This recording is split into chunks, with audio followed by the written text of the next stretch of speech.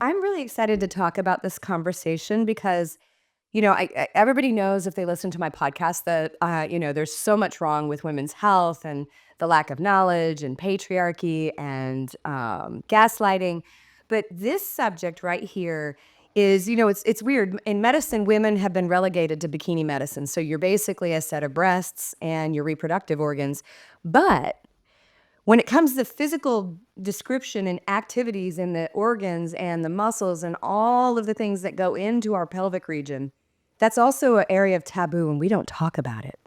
We don't talk about our pelvic floor. We don't talk about what is really happening there. And there's so many things that happen as we go through childbirth and, the menopause transition that affects that area. So thank you for being here, Dr. Kim. Thank you so much for having me. I'm excited to talk about this.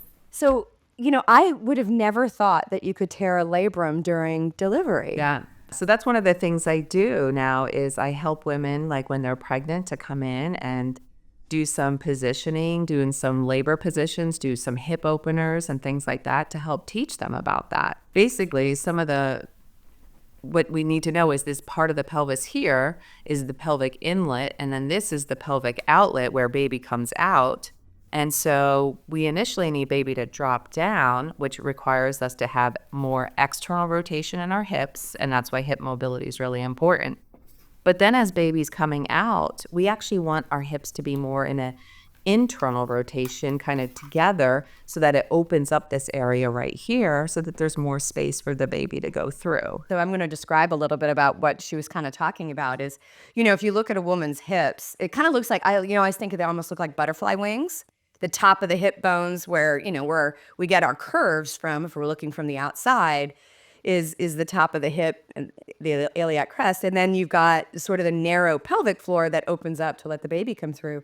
And so you're saying sort of in the beginning, you need to be able to open the top hips open, which is kind of like, I would assume, like if you were laying on your back and you did like happy baby or one of the poses where you're pulling your knees out to the side, and pulling your heels into the pelvis, that opens the top of the hip structure. Yes. But then as the baby's pressing through that vaginal canal, you almost need to narrow all of that so the bottom of the opening starts to open up. And no one's ever explained that, and then a lot of times women get, epidurals, so they're not feeling anything. So they can't really judge what's going on. So yes, I've met so many women that are like, yeah, things down there have been completely rearranged. There's a condition what is called vaginismus, and that's actually where the muscles of the vagina kind of go into a little bit of spasm. And so with that, we have to teach the muscles how to relax. Once again, we're back at diaphragmatic breathing and teaching women how to, and men too. I shouldn't just say women because men have pelvic floors too, and this is universal, how to relax their pelvic floor. And sometimes it's trauma-based. It could be potentially, I'm in Northern Virginia, I see a lot of women that ride horses and have been tossed off horses and fractured tailbones and things like that.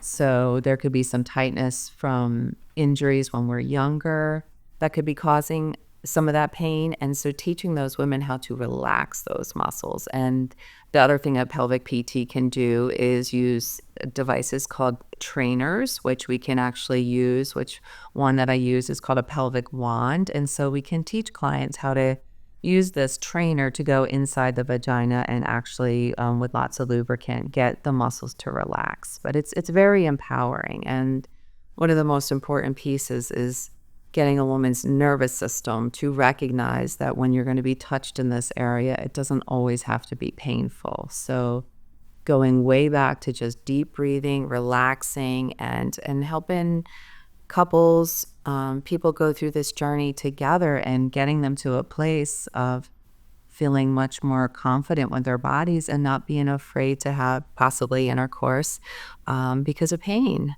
Given supporting your body appropriately, it's probably one of the most liberating and best sexual times of your life if you have all the right tools and the right things to make it pleasurable. When we talk about pelvic health, like having orgasms, that's really important. That's basically working out your muscles. So that's a really important piece to pelvic health as well.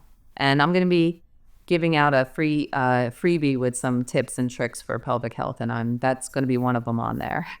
Have more orgasms, ladies. That's the important part. Yes. Because exactly, we should be having lots of orgasms.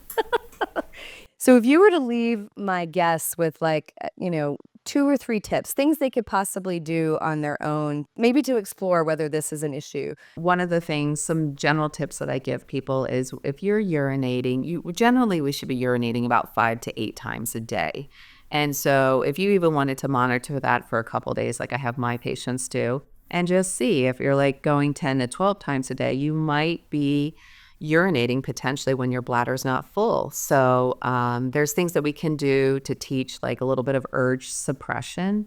Once again, without knowing somebody individually, I don't want to get someone suppressing so much they dampen their reflex, but yeah, you would want to look at that. I had clients who every time they're getting ready to leave to go get the kiddos from the bus or go to the store, they do a just in case urination. So just in case they start they go to the bathroom.